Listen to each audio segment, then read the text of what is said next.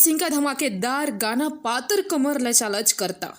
हाँ भाई, धमाकेदार है क्योंकि इस गाने के लिरिक्स से लेकर वीडियो, डांस, सब कुछ एकदम सुपर ब्लास्ट है। कोई भी ऐसा नहीं होगा, चाहे पवन सिंह के चाहने वाले हो या न चाहने वाले, सबको ये गाना बेहद ही पसंद आने वाला है। सिंगिंग में तो पावर स्टार और राधा रावत की जोड़ी एकदम अलग लग रही है। साथ ही वीडियो में सृष्टि पाठक है जिनका परफॉर्मेंस एकदम मजेदार है, जो पहले भी कई सुपरहिट परफॉर्मेंस जैसे बेलकेच पतैया जैसे गाने पवन सिंह के साथ दे चुकी है। दुख की बात यह है कि इस गाने का ऑडियो 3 घंटे पहले ही एक नए चैनल से रिलीज कर दिया गया है।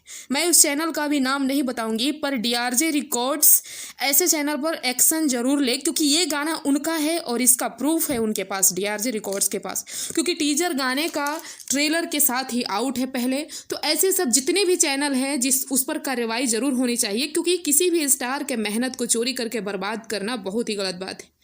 खैर, आप लोग गाना देखिए 11 बजे डीआरजे रिकॉर्ड पर और कमेंट कीजिए, लाइक कीजिए, शेयर कीजिए। मिलते हैं नेक्स्ट वीडियो।